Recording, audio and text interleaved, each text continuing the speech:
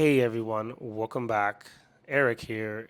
Today I'm going to dive into a topic that so many of us struggle with, which is anxiety, self doubt, and self sabotage. Now, these habits can keep us stuck in life and prevent us from becoming who we are meant to be. And if you ever felt like these issues are holding you back, you're in the right place. I'm going to share some practical tips that you can use to finally break free from self destructive habits and start living with more confidence and clarity. Also, if you're looking for more personalized guidance, I do offer coaching and there's currently a wait list. So make sure to check the link in the description if you're interested. Let's get into it. So, we've all been there feeling anxious about something or doubting ourselves, and then self sabotaging by either not taking action or giving up too soon. What happens is that anxiety causes us to doubt our abilities, and that doubt leads to procrastination, avoidance, or even like messing things up because deep down, we don't believe we don't deserve success. It's kind of like an imposter syndrome, like we just don't believe it. But here's the good news once you understand the cycle, you can break it. The key is learning how to shift your mindset and your habits. Now, let me walk you through how to do it. The first step is reframing your thoughts. The first step to letting go of anxiety and self doubt is just reframing your thoughts. Overthinking is often at the core of anxiety, and it's usually rooted in worst case scenario thinking. When you catch yourself thinking, well, what if I fail? Or I'm not good enough, pause and ask yourself, what's the evidence for this? Like, do I have proof? Chances are it's your fear talking and not the reality. And instead of feeding into the negative thoughts, reframe them. For example, if you're thinking, "Oh, I'll never get this right," try replacing it with, "I'm learning, and with practice, I'm gonna improve."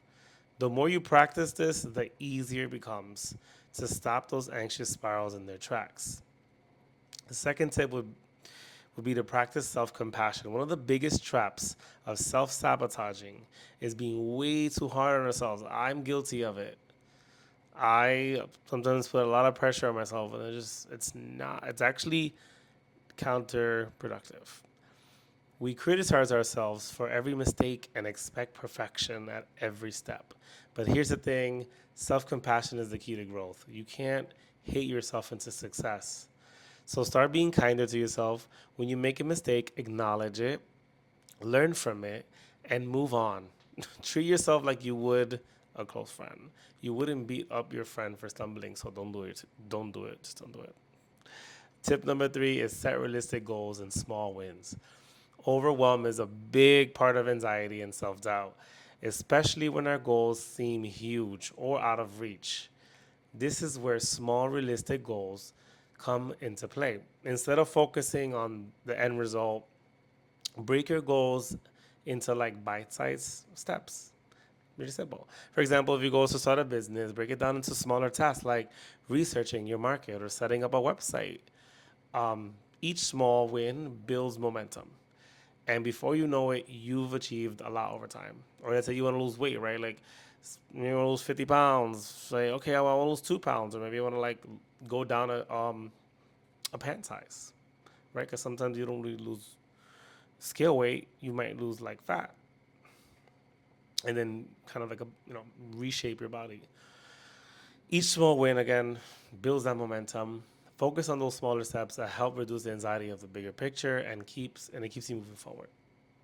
And before you know it, again, you're gonna achieve a lot. Tip number four is to develop healthy habits. Of course, love habits. Let's talk about it. So self sabotage often creeps in when we don't have any structure in place. Developing simple daily habits can help you feel grounded and more in control. Start with small habits like meditation, journaling, or regular exercise, something that you really like are something you feel connected to. These activities help manage anxiety, boost your mood, and build self-discipline over time. I like to go for walks. For me, walking helps tremendously. Going for just walk, just walking. The body doesn't like to be sedentary. We're not meant for that. We're meant to move. Meditation keeps you centered as well, and regular exercise. And remember that consistency is key. Do not aim for perfection. This is something I had to learn. Just show up for yourself every day, and these healthy habits over time will start to replace the self-sabotaging ones. All right, tip number 5. Lastly, let go of the need for everything to go perfectly. And again, this is just a bridge of like trusting the process and letting go of perfection and trusting the process. Anxiety and self doubt often come from trying to control outcomes that we simply cannot control. And once you've done the work, trust that things will unfold within their time, within their own time. Letting go doesn't mean that you stop caring. It just means that you focus on what you can control, which is your effort, your mindset, and your attitude. Everything else, trust that is going to work out as it's meant to be. Like this shift can ease, trust me, a lot of pressure that we put on ourselves, and it's gonna help you stay calm, even when things feel uncertain. So there you have it. 5 powerful tips that help let go of anxiety, self doubt, and self sabotage. Remember that it is a journey. It is not a quick fix. This is not an overnight quick fix. And not an overnight quick fix. You can start by reframing your thoughts, practicing self compassion, and setting those small goals, and building those healthy habits and trusting the process over time. Remember, it's not a it's a race. It's not a race. It's a marathon, right? It's like take your time. Like it's no race.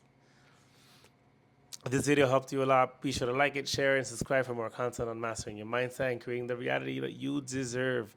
Also, if you're looking for more personal guidance, I currently have a coaching waitlist, so check out the link in the description to learn more. Thanks so much for watching as always, and I'll see you in the next video.